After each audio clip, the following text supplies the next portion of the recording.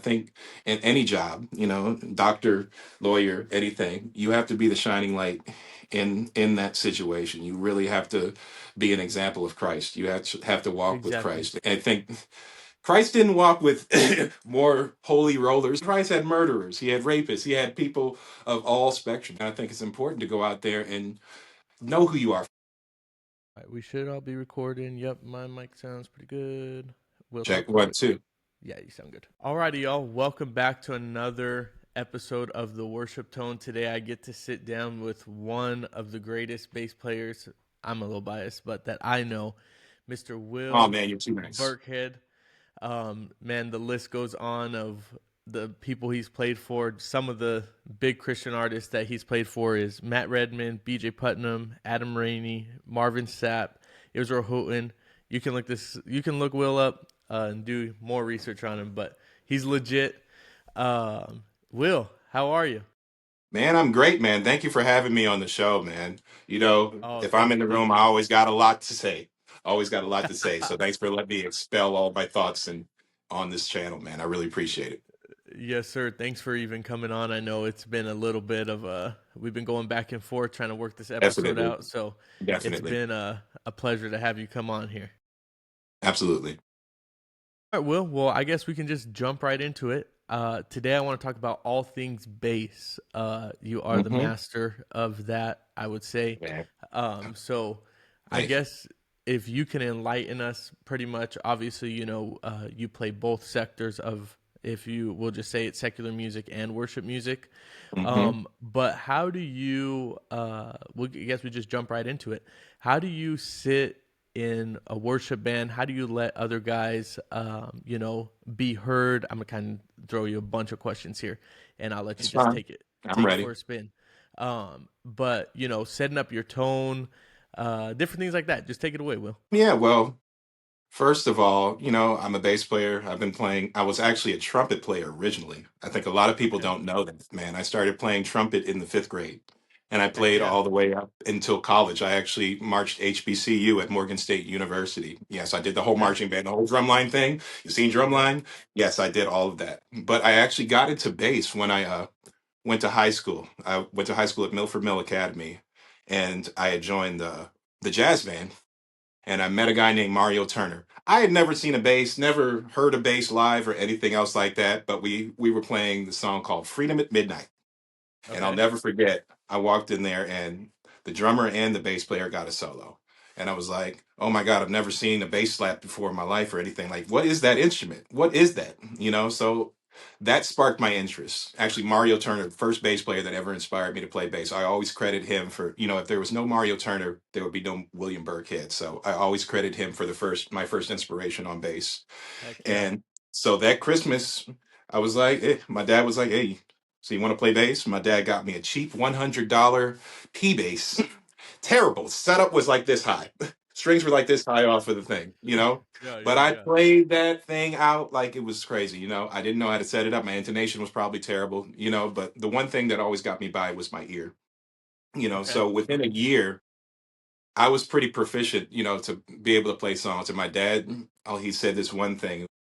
He gave me these influences. He gave me Stanley Clark. If you know Stanley Clark, one of the most amazing bass players in the world. Later on, Marcus Miller, but Stanley Clark was my first inspiration as far as Okay. like Okay. bass players, like that were in the world, secular bass players. So my dad told me, if you could learn this solo on School Days, if you guys haven't heard School Days by Stanley Clark, look it up. If you can learn this solo in School Days, I'll buy you a Fender Jazz. And actually, if I go over here, I'll show you. Yeah. I'm going Bring it out of the out. Bring it screen out. for a second. That's okay. Going out of the screen for a second. Hold on That's one okay. That's second. okay. This is my first Fender Jazz that my dad bought me at 16 years old, and I still play Okay. it. You can watch my content and everything. I play it all the time. It's still Yep. my favorite bass.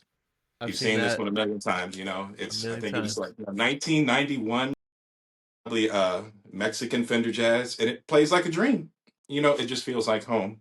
He said if I learned that solo, which I did, he would buy me a Fender Jazz, and I still have that one. So that's my introduction to bass. Now moving on to how I approach the songs, how I approach fitting in with the band, and everything else like that. First and foremost, preparation is the most important thing. I always Yes, say the sir. five P's. Proper preparation prevents poor performance. Always. I should be able to Come drop on. the needle on the record anywhere and know exactly where that song is and what part of the song it's at. I always do that. And my approach to just preparation, first I start off listening. I'll listen to the song maybe 3 or 4 times, before I even sit there like, all right, let me chart it out. you know. And a lot of times for me, because a lot of times I don't have a lot of time or to go over things, or I'll have a lot of music. Like this week is crazy right now. Like on Saturday, I'm playing at a Seventh Day Adventist church, which is full gospel. I'm saying like the Hawkins family stuff. I'm saying like this stuff is hard. And then I'm playing at Patria, which is straight CCM. You know what I'm saying? So it's a vast Yeah. contrast of stylistically. So a lot of the times I have to find a system within myself where I can learn a lot of music very quickly. So I'll use that old Nashville system, the number system, a lot of the times, to where I'm going to have to spend a little more time on the full gospel stuff because sometimes the number system doesn't work because there's a lot of intricacies, there's a lot of hits, and there's a lot of things. So that's when listening becomes even more important. That's why a lot of gospel musicians are some of the best musicians because facility wise and memory wise, like we really have to work our brains a little bit more. There's not so much of a cheat system. There's just you have to do this. You have to spend the time. And as Not far too many as multi-tracks out there for it. there isn't, it's the MPC. Back in the day, Yup. like I always say this, like I started out having to take cassette tapes home. We had to bring our cassette tape and we would dub the songs in that two cassette tape player. A lot of people don't know how old I am. I was born in 1981. A lot of people are like, oh yeah, he's probably in his early 30s or something like that. Not to flatter myself. Use Yeah, yeah, Cerevel. It helps with the skin. yeah. But definitely, like I had to learn on cassette tapes, to where now fast forward to 2025, we have things like AI where we have stem separators. We can take out the bass, we can take out the keys, or we can isolate things and really get intricate, with what we can Exactly. listen to, on a different level, So I just think people from my generation, we definitely had to put more time in. Like I'm pressing rewind, fast forward, play, rewind, what I'm saying, to go back to a certain part where I have to do that, so in that sense, it's made it way more convenient. And I think my practice regimen has definitely escalated to where it's more convenient, to where it's more, refined, to where I can get a system for myself and it's only up from there, So what I would say is find a system for yourself that works. There's no, everybody has their own cheat code. I always say that everybody has to internalize themselves and find their own cheat code and find what works for them. My system might not work for the next person, or, it's just like in school. Everybody doesn't learn the same way. I always say that you have to find out what type of learner you are, and then you have to pinpoint that, and then you have to find a way to enhance that and expedite that, so it's a learning process, man. You just have to build. You have to keep building on top of what you already know and trust your instincts, you know? So as far as playing in a band, I'm always listening. I always say like, you can only do so much with a piece of paper and everything like that, but a piece of paper doesn't give you feel. A piece of paper doesn't give you personality. So when I'm always saying I'm always listening to my other musician friends, the people that I play with, I'll say George Johnson, Federico Navarro, Julio Martinez, the people that I play with at Petra, we put in our time, we put in our work, we put in our preparation so that we get in the same room together. We can respectfully come together and work out these parts, expeditiously, because a lot of the times we don't have time, to sit there and collectively work together for hours Exactly. and hours and refine and refine and refine. So it's actually a form of respect too to come into the rehearsal prepared and have everything down, and even if there's little intricacies, we say like, hey, can we go over that one part? What I'm saying, I just want to make sure we're all on the same page, how you communicate in the rehearsal, like we don't come to rehearsal to rehearse. We come to rehearsal Exactly. prepared to go over material that we've already rehearsed at home in this studio right here. What I'm saying? We've put the time in, and that's a form of respect. I'll never forget going back to my university years when I was at Morgan. I was a trumpet player. I would play class. I was in the jazz band. I was in the concert band. I was in jazz trio. I was in marching band. All four of those. And my private lesson teacher, who was actually Melvin Miles, who was the band leader back then, band director. He played trumpet too, and he was just like the hardest. Tell it how it is. You know what I'm saying? Like I watched movies like Whiplash and was like, oh, that's just fantasy. It was like, no, it's not. It is not. Yeah. You know what I'm saying? Yeah. I've had some hard mentors, you know what I'm saying? But I appreciate what they poured into me back then because it gave me the harsh reality. It didn't like cover anything up like your mom telling you, "Oh, you're the greatest ever," and then you get out into the real world and you find out I was like, got a few things I need to work on. Yeah, yeah, yeah. He could tell when I didn't rehearse. When I came to his private lessons, he could tell if I didn't do my intervals. He could tell if I didn't go over things. But when I did, he could tell. You know what I'm saying? Like it's the same thing in the real world. Like I can tell if I come into a rehearsal and this person doesn't know this song. Was like, oh, he didn't go over that, did he? Oh, he didn't put the time in that. You know what I'm saying? There's nothing worse than coming Exactly. into a rehearsal and being the weakest link because I've been there. Every last one of us has been there. Every last one of us has gotten to a point where, like, man, I didn't prepare like I should have. And then everybody else is coming in guns a blazing, and they're just like, oh man, it's not a good feeling. So I don't want to repeat that. What is the definition of insanity is repeat the same thing twice and expect different results. You know what I'm saying? I Yep. want to make sure that I'm the most prepared person in the room. All I need to worry about Exactly. is me. You know. Any other questions? Yeah. Or did I emphasize I everything? I don't know if I emphasize everything. I veer off sometimes, man. I'm a little bit No, no, ADD, you so you did, got you to keep did. me on I track got sometimes. two kind of points that you hit on. One is kind of like asking for not for help necessarily, like obviously going over Hmm. the material, the charts, even writing your own stuff. I Hmm. know in big in the worship sector is multi-track, so at least listening to the Hmm. music, hey, following the map of the song, different things like that, Absolutely. or maybe we're gonna do this different. But I just kind of, and I know the answer to this, but if you can kind of just expound on that, it's okay to, like you were saying, to ask, like, hey, can we go over that part one more time? Yes. Um, and knowing that, hey, I did do, my due diligence at home, but, Hmm. I want to see how it'll fit here a little better. Absolutely, man. I think there's always, it's always okay to ask questions. It's always okay to refine things, but I think it's your duty and your obligation to come in there and know song format. And there's going to be times, and even me, sometimes I'll come in there like, oh, is that a double or is that a single verse or that goes into the bridge and there's always going to be revisions sometimes. I know at Patria, like we're changing stuff all the time, but the thing is, if we know the core song, we can take that song anywhere. And if we need to ask for help, and I think there's a way to do it. There's a way to ask. Never be afraid to ask for help. That's the biggest thing. That's one of the biggest lessons I think I've learned in the industry. You know what I'm saying? Sometimes we always try to do it ourselves. We can get very prideful. You know what I'm saying? We Exactly. can get into our heads a lot of the times, you know what I'm saying? But, I've always made it a point to create a sense of community in whatever group that I am. I've always made it a point for it to feel okay. You don't want to be in a place where it doesn't feel okay to ask questions and it doesn't feel okay to be like, Exactly. oh, can we go over that? Because at the end of the day, that's a reflection on everybody. If I mess up, everybody messes up. If I hit the wrong bass note, everybody suffers and that's what comes out on the other side. I always say teams win championships, not individuals. That is a big Exactly. part of the whole picture. You really have to be selfless in all of this. You can't come into a situation and, oh man, I practiced this one riff on this going out of this bridge, man, it's going to kill them all. You know what I'm saying? If you come with that type of demeanor, I think you're missing the whole point of worship. You're missing the whole point. I always say in worship, we're the Exactly. front line of defense. We're the first thing that people see and hear.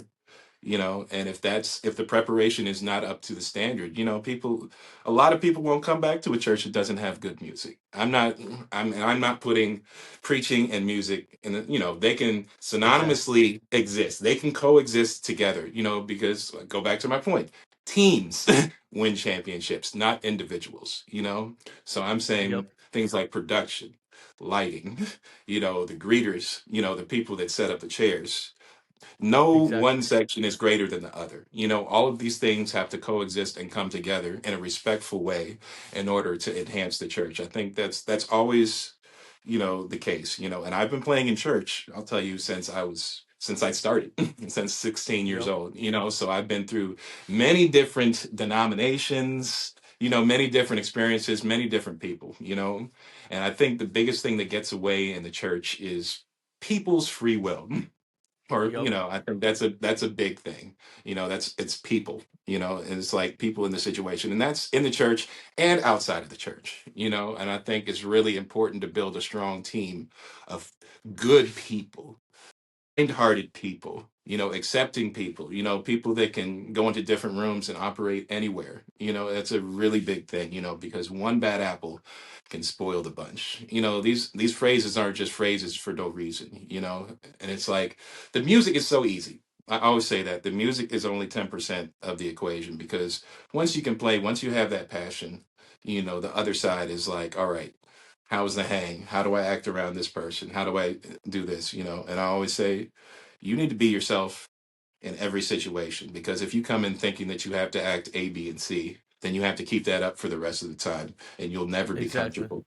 You will never Yep. ever be comfortable. You always, first and foremost, be yourself in every situation. Don't think you have to act like that just because you see somebody. I think that's one of the worst things in church culture. It's like, oh, he acts like that. Oh, this person. Because I've seen, without names, some of the greatest musicians, and as people and as communicators and as people in the room, it's a problem, you know and it's really easy. It's such an easy equation. Come in, know the music, be friendly, be respectful to each other. These are like golden rules that are very easy to say out loud, but in application, people have a hard time. So when Yep. I say build your team wisely, build your team wisely. Definitely invite people into the room that are going to inspire you. I never like to be the smartest person in the room. I always want to grow, every single day. When you see me doing content, that's me selfishly coming into the room and saying, like, you know what, I want to be better than I was yesterday. So let me go on here, and while I do it, let me inspire others, and let me think of a caption that's going to inspire people, to where I'm transparent Exactly. about myself, to my shortcomings, to the things that I need to work on, because I'm always thinking about that. There's no ceiling. There is no ceiling to this. It's only upward. You know what I'm saying? It's only ascending, Exactly. to this whole thing. Yeah.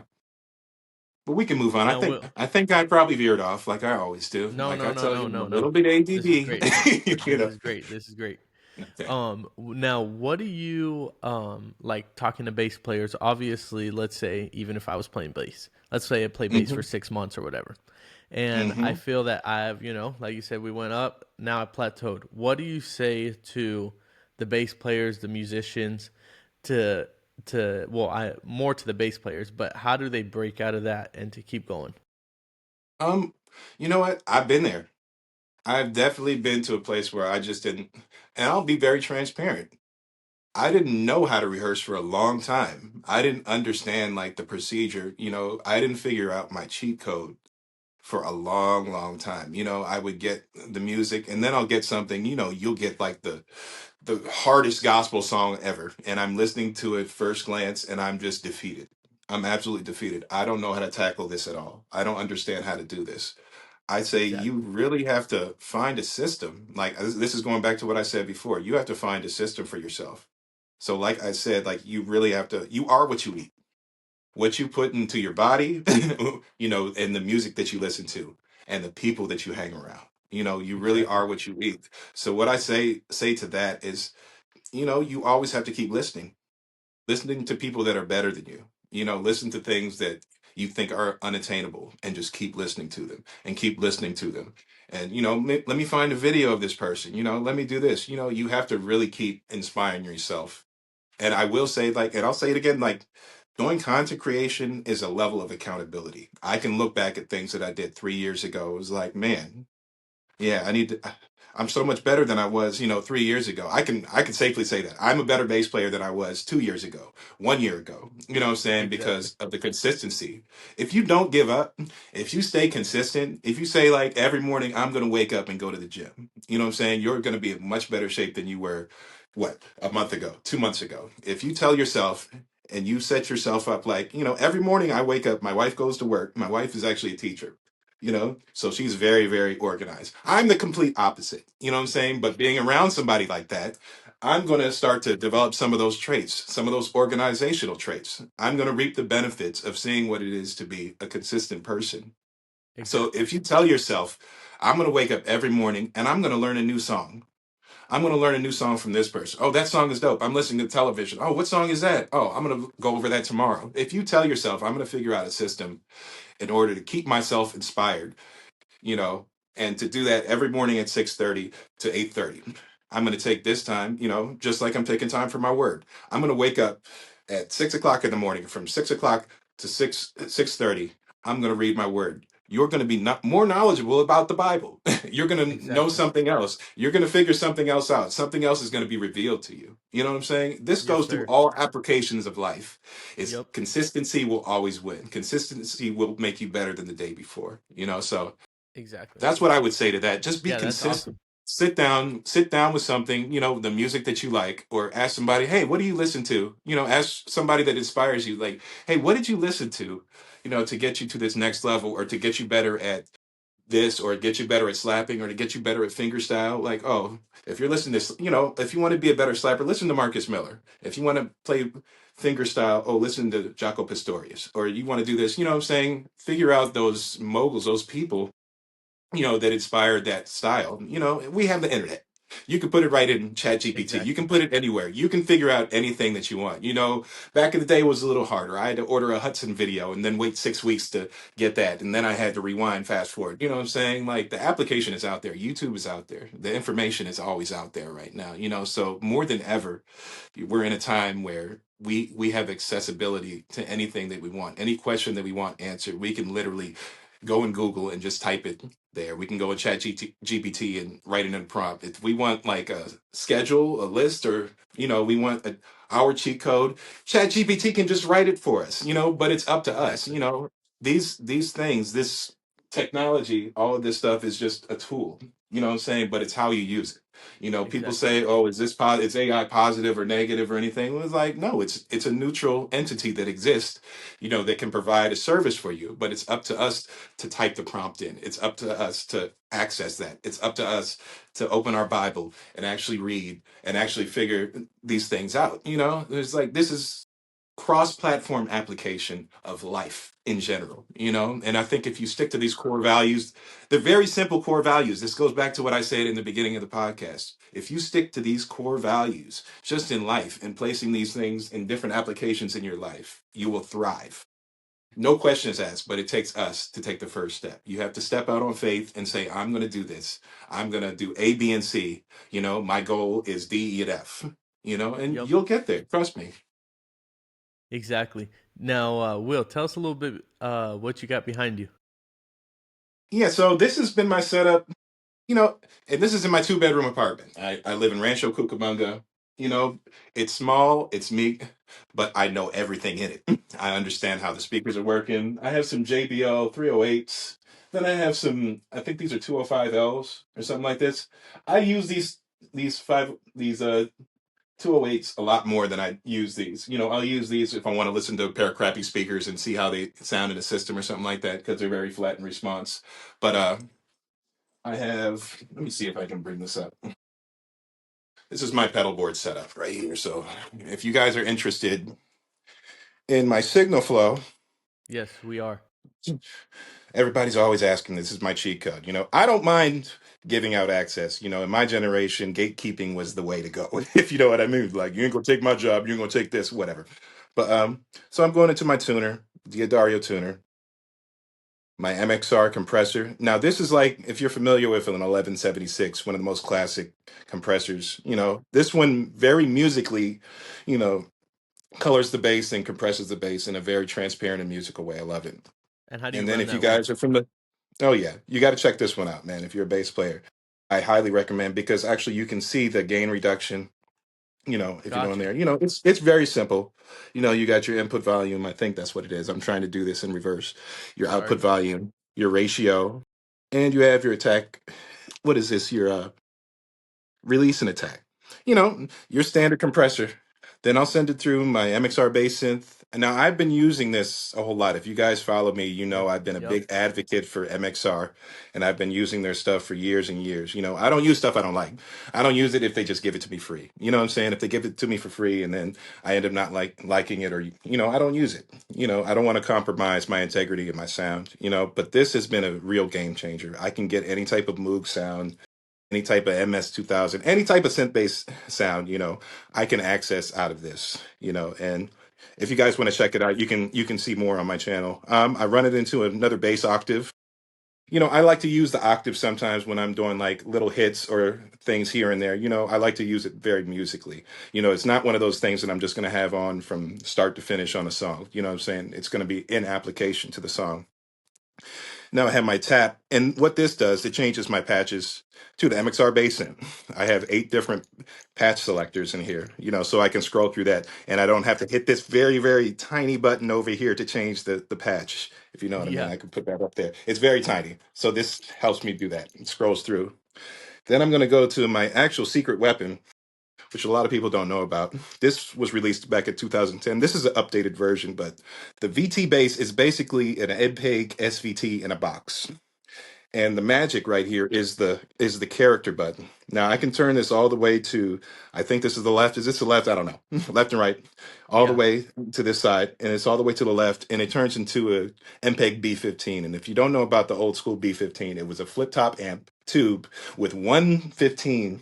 That old school Motown type of sound. Now if I flip it all the way over here, you kind of get that dark, glassy, grindy prog rock type of thing, and right in the middle is like a sweet spot. But a lot of the times I'll have it down here because I'm not a hi-fi type of player, if you know what I mean. I'm a jazz bass, P bass type of guy. I'm very old school. I come from the old school. So, this has definitely been my tone for what is it, 2010, 15 years now, and then I just shoot it into the Nordstrand Starlifter. You guys see this? This is one of the best clean DIs that you can probably pick up. I usually leave it at flat, but it's a good, I run everything into this, and it has different types of pads. It has different contours on here. I can switch it to a vintage contour, which kind of gives you that old school James Jamerson type of vibe. Then I have just regular flat. And then the modern, which is basically scoop mids, your Marcus Miller type of tone. But more than that, I'm always leaving this at flat. And it just makes everything very, very clean. It just sums everything into a beautiful signal so that I can have my sound anywhere that I go. I can take this board and I know I can give this, a line out to a engineer and I'll sound like myself 100% of the time, which I think is very, very important. I can crack into that, but you want to 100%. sound like yourself everywhere you go. You don't want to go to this place. Oh, they have a Countryman DI. Oh, they have a Radial DI. You're going to sound different. You know what I'm saying? It's not Yep. it's not going to sound drastically different, you know what I'm saying? But different DIs sound absolutely different, and you want to make sure that I just want to make sure that the sound engineer just has to push up the volume to 0, and I'm giving him what Exactly. what he needs. I'm giving him a -6 signal with nice compression, a little bit of saturation, you know what I'm saying? I'm giving him my sound. So yeah, that's my pedal board setup in a nutshell. Heck yeah. And All right. you still play the bass mod stuff? I do. I still have let me show you. I think I got one over here. I have a few different ones. I'm going out of the screen now. I'm coming All back. right. So As this long was as you come actually back. I'm coming back. All right, so this is one of my bass mods. It's a 524, I believe, spalted maple, and then you can see the back over here. It's been beat to crap, if you know what I mean. But this is one of the ones that I used on actually the Jennifer Lopez residency. And this one just works. It has the Big J Blade Nordstrand pickups in here. And I think it has the MC3 bass mods preamp in here. But these are very, very bitey, mid-rangey. They give a good breakup. I really love these. I have these in a couple of my basses right now, and it just gives me a really clear and crisp tone. This is actually, there's 2 versions of the Big J Blade pickups. There's the clean and clear, that's the ones these are, and there's the warm and woolly, which is a little bit darker. You know what I'm saying? Gives you more that subby P bass type of warmth thing you're talking about. So these are a little more Exactly. hi-fi, but it cuts. You have to really make sure, especially doing large pop shows like that, like what translates in a small club may not translate in Madison Square Garden, if you know what I mean. So you Yep. need something that really cuts through the mix, that cuts through all those low frequencies. So yeah, this is one of my, let me see if I can actually plug this in.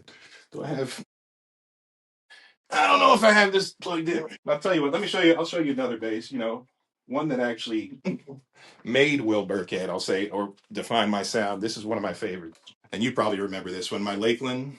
This is a Yep. Lakeland Joe Osborne. And this one has some custom Alnico 5 Nordstrand pickups. Nobody has these, so this is a custom wound that Carrie did for me. Carrie Nordstrand did. And this has a NP2 preamp, I believe. It's volume, tone, bass treble. I always like volume. It just gives you a different vibe than just volume and then blend and going between the pickups. It just gives you more variation, and I feel like it sounds more musical. And I picked this one up in Chicago back in 2008 when I was on tour with Hanson. I don't know if your generation knows about Hanson, but they were the Jonas Brothers before the Jonas Brothers. They had the song Umba. That's all I got to say. But I toured with them for years. Some of the greatest artists that I ever played, toured with as people. I'll say that. Yeah, Always made you feel comfortable. Always made you feel at home. You got to when you share share a bus together for some years. That's why I always say you have to build your team. Teams win championships. Yeah. exactly. Now, Yeah. Will, this is where I'm going next with it. But I Okay. Here we did go. I, I did ask Will if I could share this, but Will, I'm gonna ask you next. What about the tuning? So the tuning. All right, so this is how I got into the drop tuning. I tuned to A, a whole step down for I would say a good 8, 9 years. So I will say like I do like drop tuning in some applications now. I'm actually back to standard tuning. I don't think a lot of people know that I switched Okay. back to standard tuning probably about 3 years ago. But when I first started doing Free Chapel, Leonard Jarman was actually one of the first people to tell me like, hey man, hey, you think you could tune down a whole step, man? There's like this part in the song where it's like, man, if you hit that low A, man, it's just gonna move the room. It's gonna move. So I started doing that, and then I figured out like, man, I can really articulate what I want to say. The tension is a lot less. It's a lot less strain on my hands. You know what I'm saying? So I can really speak what's on my mind rather than having to fight your instrument. There's nothing worse than having to fight an instrument. It's going to work against Exactly. you in the long run. So when I started tuning in A, I was like, man, I can really express myself. I can really do what I have to do. I can really say what I want to have to say. So I'll say that. Now the downside to tuning to A is tracking and recording. When you track down tune, it doesn't cut it. Well, I'll say it's got more grind and more grit, but Okay. when you're tracking, sometimes those buzzes and sometimes those little intricacies can get in the way and you Okay. lose sustain. So when I actually went back to standard tuning, it was a little bit tough. It was like, man, my hands, it really told on me because it told me like your conditioning is not what it needs to be. So I think when you do have a little pushback from standard tuning, you know, it definitely conditions your fingers. It's like lifting heavier weights. It's like you're going into the gym. Like, I'm not going to do 50 pounds a day. I'm going to do 75 pounds a day. You know what I'm saying? And the results Exactly. will show. The results always show. It tells on yourself. Just like I'm going back to college, like, yeah, you practiced that, but you didn't put the time in. I think but when I do go back to drop tuning after playing in standard tuning, oh, lightning fast. You're exponentially faster. Like I think I was doing a recording the other day and I needed that drop D. I needed to get that lower tone and I was playing a 4 string, so I had to drop the whole thing. And I was like, Jesus. I was flying over the fretboard. I'm saying I was all over it, so definitely, that's a Exactly. part of your conditioning. I don't think it's any better or any worse. I think it's just being aware of the pros and the cons of each. I don't think there's any cons about playing in standard tuning, except I can't hit that lower note. Like I don't usually need to hit anything lower than a B. In the type of music that I'm doing right now. But I will say, when I was playing it with Jennifer Lopez on the tour, the first song, I think, what was it? It was like "If You Had My Love." And the whole song is just this low A, this like, and that's standard tuning. But I would be playing an A, and I was like, you know what, I need to hit that A. And there's a lot of stuff where I need to hit this A. There's a lot of moments in that particular show where I can hit that and I can just full out blow the whole room back. You know what I'm saying? So that was Yep. the reason for that. I'm actually I guess I can announce it on this show. I will be joining Jennifer Lopez for her new residency at the Coliseum Heck this yeah. this January. So I guess you're the first to know. You're actually the first to know I can actually displace that. I'll actually be going to India with her in a couple weeks. That's So, awesome, Will. that was one of those things I was like, all Congratulations, right, man. what? Thank you so much, man. So definitely it's one of those things where it's, I think a lot of people have a lot of misconceptions about that. That's me going out there and doing a job. And this is where we can get into the secular and worship thing. And I think this is important for me to say. I think in any job, doctor, lawyer, anything, you have to be the shining light in that situation. You really have to be an example of Christ. You have to walk with Exactly. Christ. And I think Christ didn't walk with more holy rollers. You know what I'm saying? Christ had murderers, he had rapists, he had people of all spectrums. You know what I'm saying? And I think it's important to go out there and know who you are first. I think it's really important. I think a lot of younger musicians, they'll go out on the road and they're just never been experienced, they've never experienced anything and they're getting influenced by this, that, drugs, Exactly. alcohol, this. You have to know who you are before you put yourself in a situation that you're just unfamiliar with. I really think that's an important thing. You have to know who you are in Christ. You have to know who you are as a person. You have to know your limitations. You have to really know when it's like, all right, this situation is for me or it's not for me. And I think is just playing for as long as I have a very strong temperament. I know when to let things affect me. I know when not to let things affect me. I know when things aren't right. You have to know within yourself what situation works for you. And if the situation is, there's no perfect situation. There's not going to be Exactly. any situation that is 100%, oh, this is just like crazy. This is dope. This is like, you're always going to have to deal with things. And, when you see those things in front of you, you have to know how to tackle them. You have to know to look in your Bible like, all right, this is what I'm dealing with. How do I have to look at this? What perspective am I coming from and looking at this? Certain people you just have to place in a certain realm, or you have to know how much of yourself you're going to give them, in order to not Exactly. get hurt, not order not to get strained or stressed out. You really have to know yourself. I can't stress that enough. You have to know your boundaries and your limitations. Set up boundaries in everything. I'm not just talking about the secular word. I'm talking about church too. Because I played in church since I was 15, and people have free will and people are fallible. The church is run by people who have free will. They're not gods. No leader is a god. You know what I'm saying? Exactly. And I've Especially seen a out lot here of in the churches. West, you know?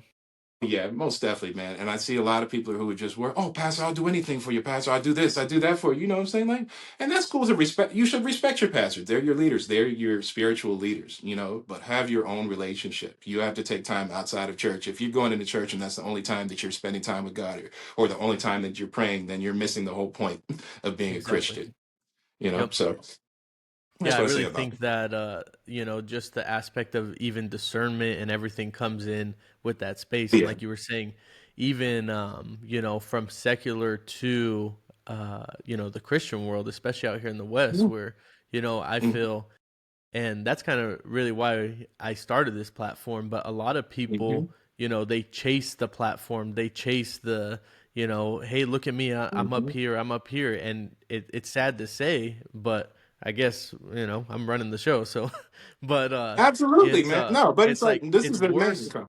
it's worse in the West rather than it is sometimes in the secular Mhm. portion. But it's like our Mhm. goal is to worship and really to minister to the Lord and use that as our instruments. Absolutely, man. I think you have to find a place where you feel like it's fertile ground. And I'm telling you 100% of the time, no situation is going to be perfect in the secular world or in the Exactly. gospel world. I think everybody's experience is their experience, but I don't think that you should place blame on either side of things. I think people are like, oh, I had less problems in the secular world than I did the church. Yep. And that may be true. But that's a singular situation. Like, I'm not going to judge a whole group of people just because this one person did A, B, or C to me. You know what I'm saying? And Exactly. I think you have to place that same values into the secular world and the church world. You cannot, you have to put it in every single situation because every situation is different. You're going to be dealing with different things on every single gig that might not be the same for this. So I think if you can find a place where it has fertile ground and it has a need, it has a need. Just put it just point blank. I think that's a good place to start. And I think you really have to be a culture creator. That's one thing I think God called me to do that I didn't even ask for. I didn't even, it just kind of fell on me because I love people. I'm an empath. I love the human condition. I love psychology. I like to know the why, of everything, and Exactly. I just like to be an empath. I like to be, because people see, I have to realize that now people see me after like all of my years of basement, like people see me in a different light. And I remember growing up and like these musicians that I looked up to, who I will remain nameless, some people have been amazing. They were amazing mentors, but some people who like I idolized as a kid and then I meet them in real life was like, man, that's very disappointing. Yep. At the end of the day, I want to be a shining light. If I'm playing with somebody in the youth or something like that, I want them to remember that Will Birckhead really poured into me. He really gave me these nuggets. You know what I'm saying? Because at the end of the day, that's all we have is our impact on people.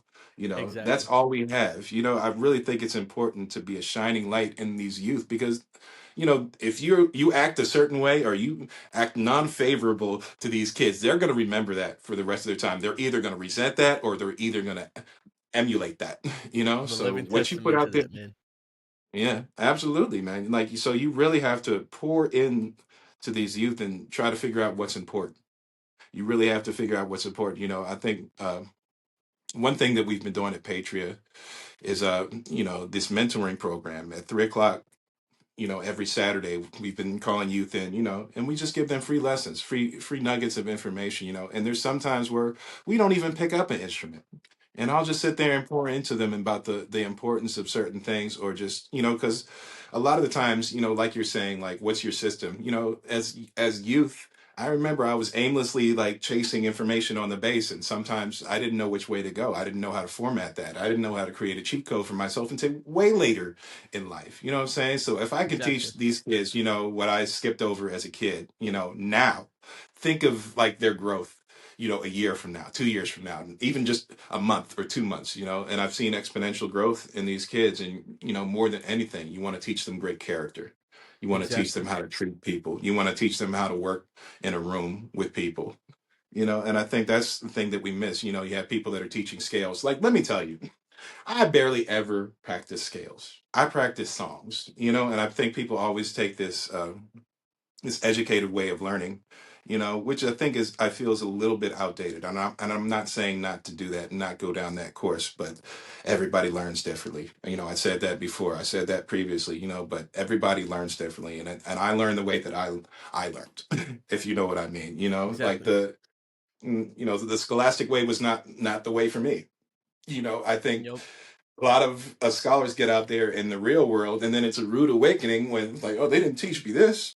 They didn't teach me how to talk to people. You know what I'm saying? Like, you have some, I call it the virtuoso complex. Like, you have this crazy closet player that can play in a room by himself, but when he gets out there with other people, he doesn't know how to play with a band, for one. He doesn't know how to communicate.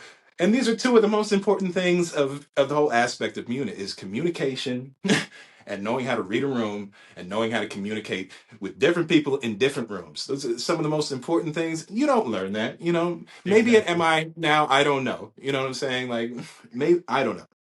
No, but hopefully, like, some of these curriculums will update, for the 2025, Now, what are some to. of those cheat codes that you're kind of giving out, or kind of, I mean, not saying like, oh, use this as your Hmm. cheat code, but what are some of the ways that you're kind of guiding, like, hey, you might want to take this into account, or you might want Hmm. to, practice this. Yeah. Stop messing with gear so much. I think people put too much emphasis on buying the latest and greatest, but I think, use what you have. You start with the stuff that you have and stop obsessing. I think they call it gas right now, gear acquisition syndrome. People want the latest and the greatest. Love that.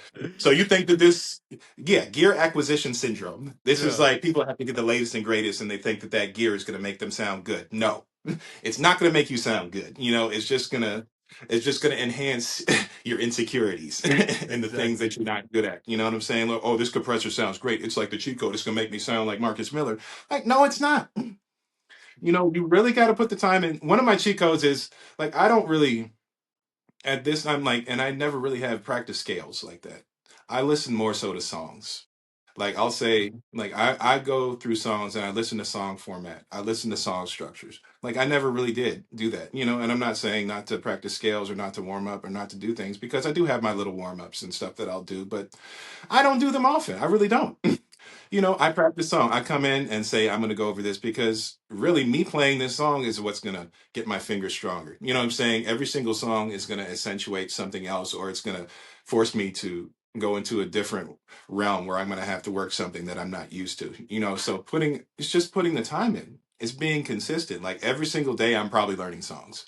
Like, so Exactly. I'm the way that I approach that. And a lot of time, if it's CCM, I'm writing a number system. I'm writing little notes. Like if I go into my iPhone right now and show you my notes section, dude, it's just like it looks like ones and zeros. It looks like digital matrix code or something like that. You know what I'm Yeah. saying? But I'll use the Nashville number system. Dude, I use that for a lot of CCM stuff. There's a lot of times where I don't even have time to touch my instrument, where I'm sitting in my car and I don't do this at home, guys, but there'll be times I'm just hitting one for this. I'm just sitting there driving to my next destination and then I'm going intro, verse, pre-chorus, chorus, and then I'll do like the reintro or something like that, back into the verse or something like that. Like if you keep on doing this, you'll understand more so song structure as well. You know what I'm saying? Because like Exactly. most of the time in a lot of CCM songs, you can kind of guess where the song is going. I'm not saying so much guess where the song is going, but I'm saying as far as like structure wise, what makes it sound good, the why of the music. That's what I'll Exactly. say. Now, This is does this that is the why. translate? Does that translate to like, let's just say the secular, uh, Absolutely. like, because you guys are playing the same Mhm. set every night, right? Yeah, Or we're going to be playing the roughly same about. set, but a lot of the time, I mean, it really depends because playing pop music is a lot different than playing, I'll say CCM. Playing pop with Jennifer Lopez, there are so many hits, there's so many runs, and that's when muscle memory comes into play. That's a very different thing than actually playing a gospel set. Not so much different. I'll just say, like, an artist like Jennifer Lopez, she has what's, I'll say, demoitis.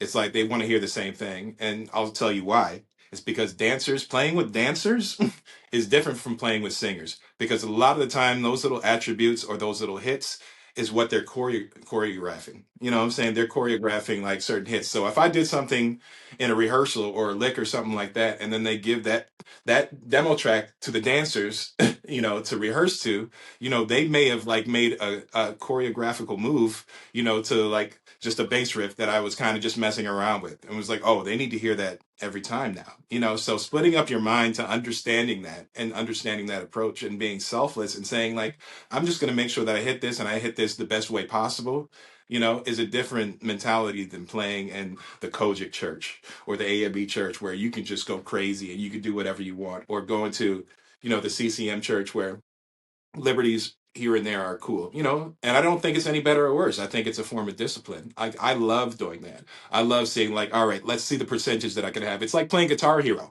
It's like seeing Yeah. your accuracy. You know what I'm saying? Like if you hit too many mistakes in Guitar Hero, he was like, you're going home. You know what I'm saying? Like you're terrible.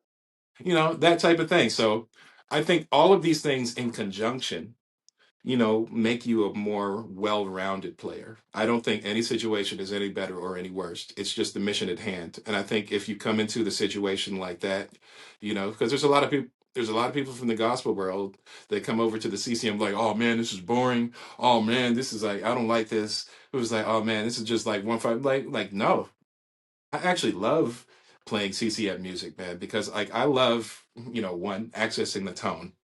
I'm gonna study the tone. Like, oh, does that need a jazz bass? Oh, that the P bass with flats. Oh, that's better right there. I start very granular, from the ground up. It was like, how can I accentuate this? Like, how can my dynamics really tell a story? I'm always trying to tell a story. I'm all about flow. I'm all about how to get to point A to point B. You know what I'm saying? And tell a story. Like, I'm not just sitting there waiting for this one part where I'm gonna do this run and just blow everybody's minds. Like, if you're thinking like that, you're thinking wrong. You need to think linear. You need to think the long game. The short game only lasts for a limited time. It's like the McRib, bro.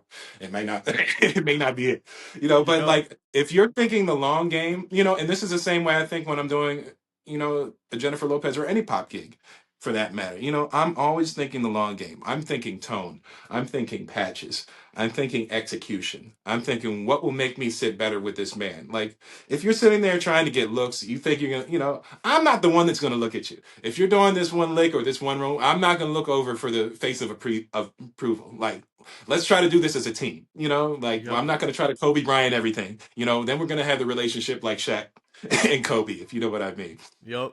Well, let's play the long game. Let's win this as a team, and I think that's if you start thinking like that, like do not come from a consumer point of view. Like I always see this because consumers have preferences, and it's all right to be a player and to have preferences, but when you're in the realm of music, you need to approach it the same way every single time. Like I'm going to sit here, I'm going to study, I'm going to give this my 100. I'm going to be very granular and dig deep. All right, who's the bass player on this actual project? Oh, what kind of bass does he use? Oh, what's his influences? The well runs so deep, into the research that you can do so that you can be a more authentic player and a more versatile player.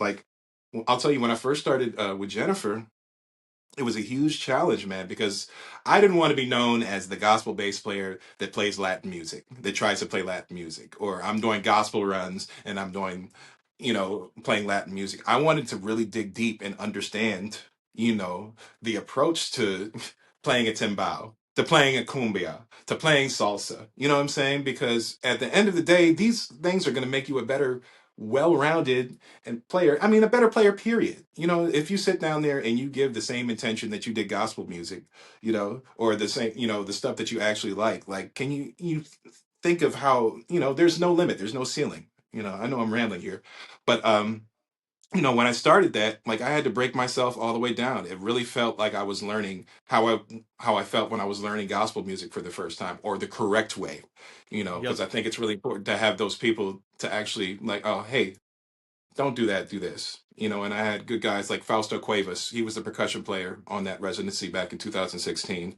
And Andy Abad, who's actually the musical professor up at USC.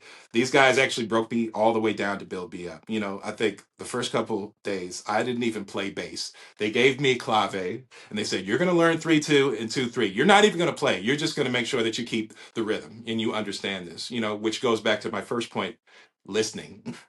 I didn't pick Exactly. up the bass. I didn't do anything. I sat there and listened and I tried to understand. And I put the same effort that I would put in anything else that I enjoyed, until I learned to love it, and that becomes a part of me. So when I need to, I'm like, hey, let's switch this up to like a salsa or something like that so that I have the knowledge to come. And this transcends to life.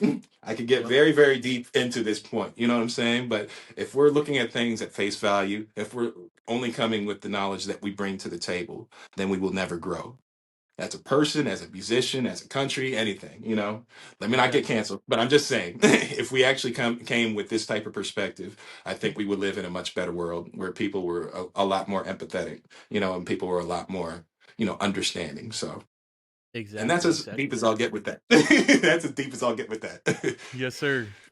Well, Hmm. Will, I just I know our time's probably coming to an end here, but I It's want to all ask you good. a couple more questions. No problem.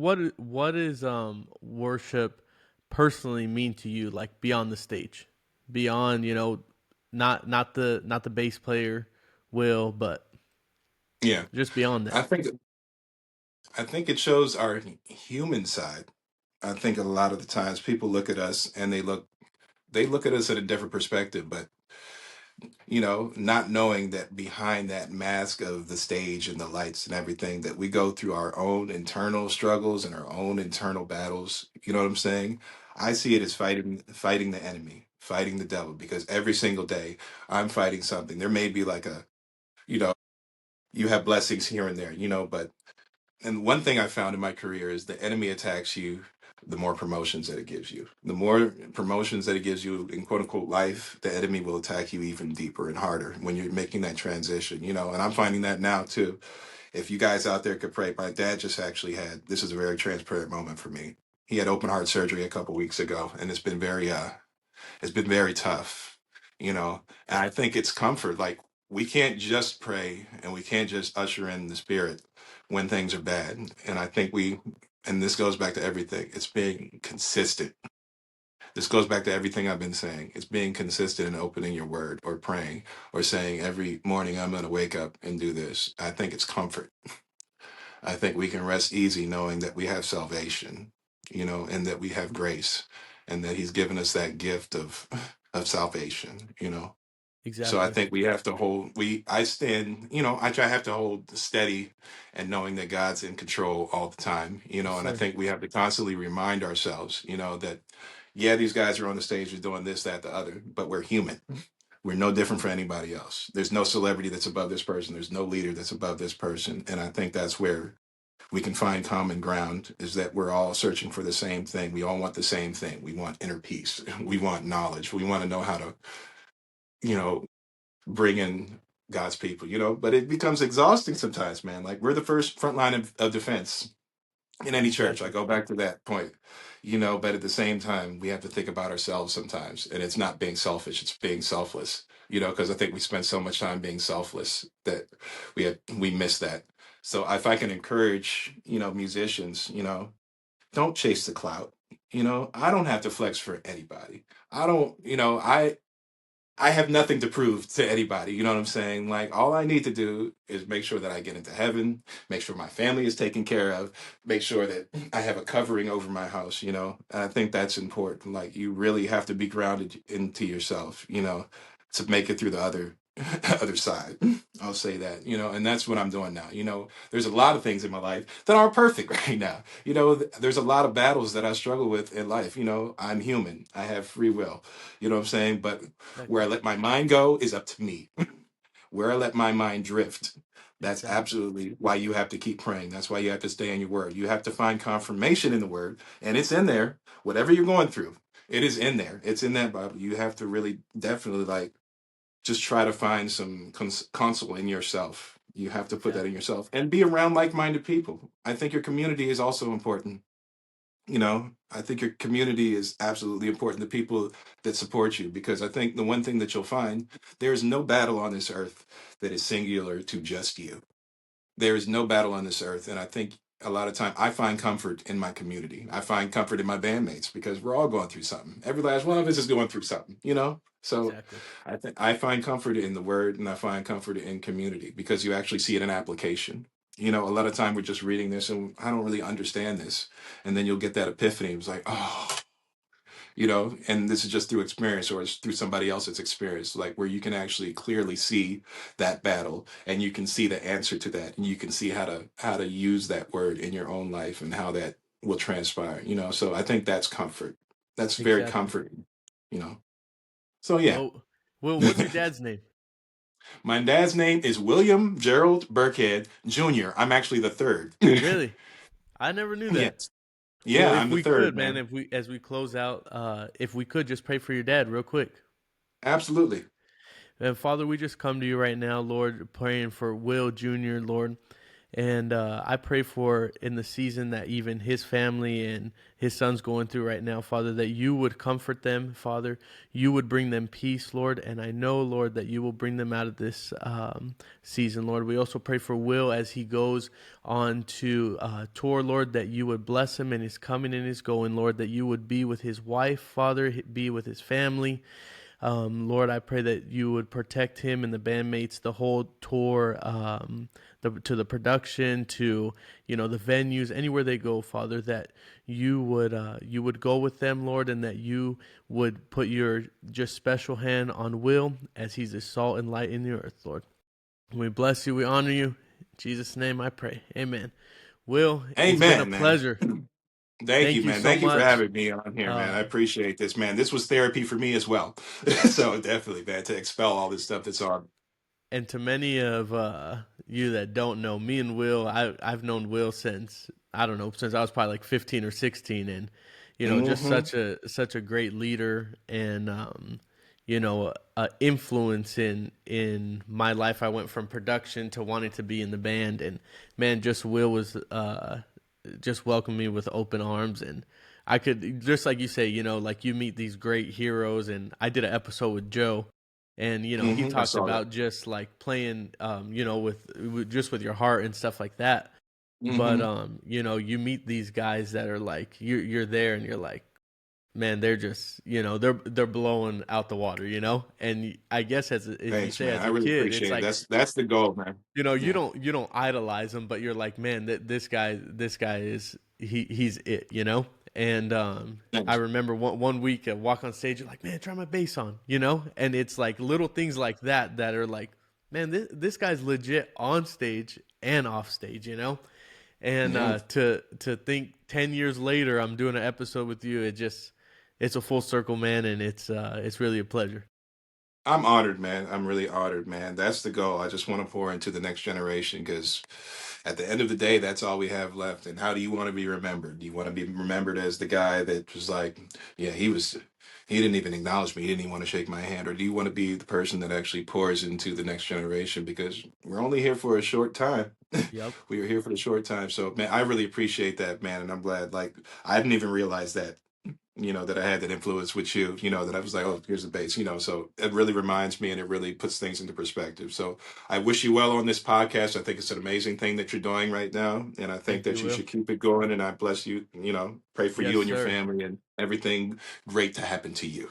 Yes, sir. I It's receive been, it. I love you, brother. And real quick, love you too, man. will you tell us your, and I can probably tag you, but will you tell us your Instagram and stuff where people can keep up with your content? Yeah, you can follow me at Will_Birckhead at Instagram.com. I think that's it. Yeah, Will_Birckhead. Perfect. All right, brother. You have a good one.